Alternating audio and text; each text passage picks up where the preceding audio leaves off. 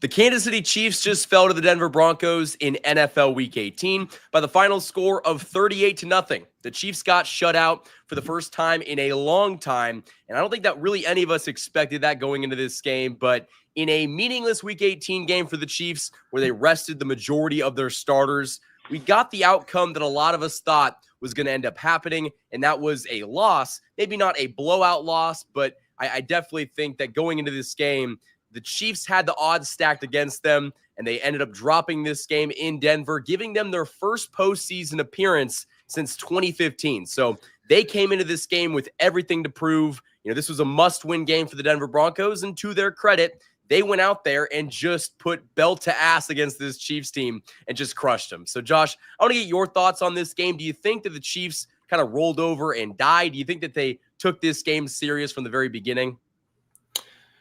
No, and I am a little bit surprised because I thought they'd be a little bit more competitive, but based on the stuff that they were calling both on offense and defense, you could tell it was very vanilla. Yeah. And I just did not expect that because, Andy Reid is a guy of integrity, a man of integrity. And I just thought, he was going to try to go out there and beat the Denver Broncos with a team that had a huge talent disparity. Because the thing is, Andy Reid has taken a lot of teams over his coaching career, and especially in Kansas City, that were not on the same talent level as some of the top teams in the league and would make it competitive. So I thought, he'll scheme something up, like it'll be entertaining, something like that. That was not what we got at all. They did not care about this game from the very beginning. Nope. And most of the reason why we got the final score that we did is because the Chiefs defense was so bad, so vanilla, that the offense really didn't even see the field that much. I had to look at the time of possession again, but it felt like the Chiefs offense only had the ball for like 2 minutes in the first half. Yeah, look at this. Denver Broncos had the ball for 41 minutes to the Chiefs 18 minutes. That is a massive disparity in time of possession. When you could just look at it, if you looked at the personnel they were lining up out there, Blake Lynch, the guy they signed 3 days ago, he was starting at linebacker. So this team had, no plans of winning this football game, unfortunately.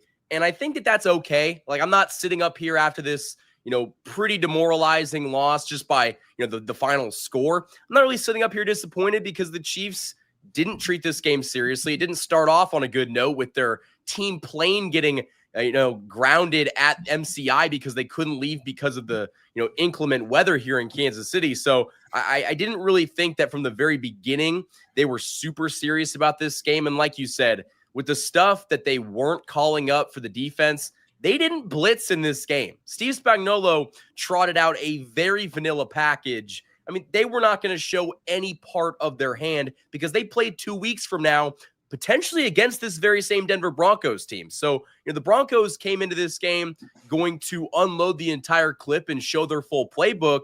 Chiefs were not going to do that. And so I'm okay with that. And the Chiefs also just knocked the Cincinnati Bengals out of the playoffs. I've seen Twitter melt down over the Cincinnati Bengals not getting in, specifically Bengals fans. And Josh, contrary to popular belief, we did not care if the Chiefs won this game, if the Bengals got in. We just thought that the better matchup was the Denver Broncos. Yeah, that is correct. And the Denver Broncos they had a game plan today that was built to attack the Kansas City Chiefs, and I'm not sure if that would be great for them long term. Because they had this game won, basically at the end of the first half. And still kept their starters in. And they were running plays that looked like might be useful to them in the postseason. That's not really something that you want to do against a Chiefs team that has no stock put in this game. They could use that against you later on if they see you when they have their starters out on the field and they're actually trying. But also, we did not want to see the Bengals in, mostly because it's about rooting for the easiest path. And again, I'm saying it, the Bengals were hot. They just got hot too late. That's the problem. But they had won their last, 5-6 games of the season. Yeah, they were going to be right. They were going to be riding into the postseason on a win streak, on a hot streak. It's still Joe Burrow. It's still Jamar Chase. That is a team that you do not want to see on Wild Card Weekend if you're the Buffalo Bills. And that's just the honest truth. And so that's why we were kind of saying, we don't want to see them in there. Not that we wouldn't pick the Chiefs to win, but now you had the Denver Broncos in there instead of the Cincinnati Bengals, and you'd much rather take the Denver Broncos, a team that the Chiefs, they can beat. And it's a rookie quarterback that would have to come to Arrowhead in his first playoff game. Yeah, you're taking the Chiefs. Absolutely. This was also the Denver Broncos Super Bowl. This was a playoff game for them. They just, beat down the two-time defending champions in their house to clinch a playoff spot for the first time in 9 years. This was their Super Bowl. And they can have that because the Chiefs showed from the very beginning they were not serious. Personnel-wise, they were not serious in this game. I mean, just go down the list. Nick Bolton didn't play. Justin Reed didn't play. Just about every important defensive starter and offensive starter, for that reason, did not start in this game. And the offensive line, the guys like Creed Humphrey, Joe Tooney, Trey Smith, they played like one offensive series and they were gone. They were already on the bench. The Chiefs did not care about this game. And I think the final score is very indicative of that. Now, I will say, I would have thought that Carson Wentz would have played better. He did miss on a lot of throws. But again, I don't really know how much stock we should put into that because the game plan offensively was really, really vanilla. I mean, the only guy that I'm looking at you can play is Nico Remigio. Nico Remigio was the only one offensively that showed up today. And I think that that's okay in a meaningless Week 18 game. Yeah, you just kind of wanted to see some of these guys that the Chiefs have either invested a lot of time and resources in, or someone that they've given a lot of snaps over the regular season that was a reserve, step up in this game and show that they're going to be a piece to build on going forward. And if there's one negative to take away from this game, it's that I don't think we really saw that. I mean, you mentioned Nico Remigio. He's like one of the only guys that come to mind. But besides that, there wasn't a lot of bright spots for the Chiefs in this game. And I mean, look, it didn't matter. The play calling did not help them out in this one. But yeah, they looked far less competitive than even I thought they would be. Yeah, and I think from that aspect, Chiefs fans can be a bit disappointed because we expected this game to at least be fun to watch. Like maybe Carson Wentz can have this team go on a touchdown drive. I mean, getting shut out is never exciting to watch. And I think you kind of saw in this game that if it didn't happen midway through the third quarter, it wasn't going to happen. And that actually kind of does segue into the next point that I wanted to talk about. And that was kicker Harrison Butker, who ended up missing a 51-yard field goal. And listen, I understand that Harrison Butker has been one of the best kickers in football for the past couple of seasons. But coming back from that injury where he had surgery on one of his knees, it was his planting knee, he has not been the same kicker. He's had some accuracy issues. He's had some, difficulties getting length to his kicks. Like for a while, he was not, doing the kickoffs. It was Justin Reed. And so I kind of am concerned about Harrison Butker going into the playoffs. Now, this tweet from Matt Derrick says that he's not super worried because he's been 8 of 9 on PATs and 3 of 5 on field goals. And the misses were from 29 and 51 since he came back from injury. But I don't know, Josh, it just seems like maybe they rushed him back a little too soon because he just doesn't look like the old Harrison Butker. Well, this is kind of what we were worried about, right? Is that they might be rushing him back. His first game back was the Cleveland Browns, that kick that he made, or he didn't make it, but attempted at the end of the first half in the Cleveland Browns game. And it was from like 30 yards out, and he missed that one. And then he was still sliding down to that same knee that he just had surgery on. It's like, well, hold on. Is he recovered from this thing, or was the surgery successful?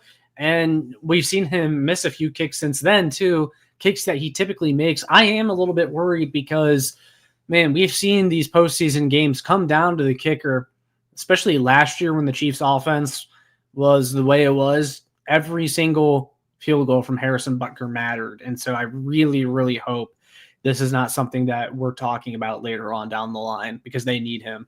Agreed. And that's why I was kind of hoping that the offense would at least go on a bit of a drive later on in the game to give him another opportunity because his last attempt he missed. I mean, that 51-yard field goal, that's going to be the last kick that he takes in the game for 2 weeks. And so that is a bit concerning that you didn't give him at least one more shot to make a kick and kind of get his mental back. But I mean, Josh, like you said, hopefully this isn't something that we have to worry about come playoff time, because he has just been so good and so reliable, in the past. But if he's spotty in the playoffs, you still have Spencer Schrader on IR, and he could potentially come back. And listen, this is worst case scenario, but it kind of seems like he doesn't look fully healthy. No, that I agree. I think that injury is worse than they're letting on. It sounded like it occurred long before they opted to make him get surgery, and they shouldn't have played around with it that long, because then it left him little time to actually recover and get back in a groove. Kind of similar to DJ Humphries at left tackle, rushing him back, and then today's game was really the only extended action we've seen from him, and he didn't look great either. So there's still a lot of horrible, but he didn't look like someone that I'd be confident starting at left tackle. Yeah, the last couple drives of the game, he started to get whipped up on, and it's just I didn't see enough from him to say, okay, he's your starting left tackle in the playoffs.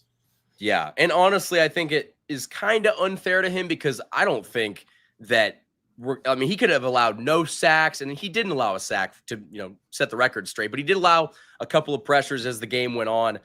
I don't think that, unless he just looked like a dominant force at that position, it was going to be pretty hard for me to be like, you know what, start him over Joe Thuney, because Joe Thuney has just been so good and so reliable, and he's done it longer than DJ Humphries this season. And so, I mean, barring a incredible performance, like just a jaw-dropping performance, I don't think that DJ Humphries was going to get the nod over Joe Thuney in the playoffs. And I think that the results in this game, the outcome, kind of showed you the Chiefs have their left tackle, and he sat on the bench for the most of the game. Yeah, I agree. I think Joe Thuney has to be your left tackle this postseason. This game just confirmed that for you. But I did think it was interesting seeing that they put Kingsley Suamataia at guard. Yes. Maybe that is something that could end up working out long-term for him. Or even a DJ Humphries in the postseason. I thought it was also interesting that they didn't really play Mike Caliendo at all, because I guess that pretty much tells you that he's locked in there at left guard with Joe Thuney at left tackle. Yeah, he'll probably be the left guard going forward, which it's just like, he's been all right. I mean, he hasn't been the worst left guard I've ever seen, but he also hasn't been great at the position. And part of it is just with Joe Thuney making the transition to left tackle, it's been more difficult for him to kind of take over for Joe Thuney, because Joe Thuney's so good. But listen, the Chiefs' offensive line was at its best when Joe Thuney was playing left tackle. I think that Andy Reid realizes this, and he's not going to mess with what's working, especially in the playoffs when you only need 2 games to get to the Super Bowl. And so I think that we'll probably see Joe Thuney start at left tackle, and the offensive line will look like Thuney at left tackle, Caliendo at left guard, Creed Humphrey, of course, at center, Trey Smith at right guard, and then you'll see Juwan Taylor at right tackle. And so I think that's the offensive line that hopefully will be good enough to get this team to the Super Bowl. Yeah, and look, they do have more depth than I think people realize, because they brought in DJ Humphries. You still have Kingsley Suamataia, who you've now seen at guard. Wanya Morris, who I thought was fine at right tackle, has been fine at right tackle. And these are all options that you're still going to have if someone were to go down at some point. And now they just got even more experience in playing time today that they otherwise wouldn't have if the Chiefs didn't put themselves in this position with all the games they've won this year. Very true. Very true. And listen, we talked about Harrison Butker and his struggles and the fact that he's going to have to get better. The offensive line with DJ Humphries getting his second start of the season for the Chiefs. Outside of those two, I don't really have anything else to add. I feel like the Chiefs came in from the very beginning, weren't serious with the game plan that they had put out there. They weren't going to give really anybody an extended look. I know before the game we heard about DeAndre Hopkins incentives, and they're going to try to get him a touchdown. I didn't see very much of DeAndre Hopkins in this game. I think he played the first series, and we didn't see him after that. So I feel like the Chiefs offensively were not going to risk the health and well-being of most of the wide receivers, and that's why you saw them get yanked very early on. Yeah, Andy said he would give guys who had contract incentives or an opportunity to try to reach those in this game, but I don't think the plan ever was to play someone like DeAndre Hopkins an extended period of time, and it would have been foolish otherwise. And going back to just the whole, concept of resting your starters and everything, not only was this week for resting the starters, but it also looks like the coaches took advantage of what has been essentially a bye week for them, because they really were not running anything elaborate today scheme wise. I mean, it was very, very vanilla.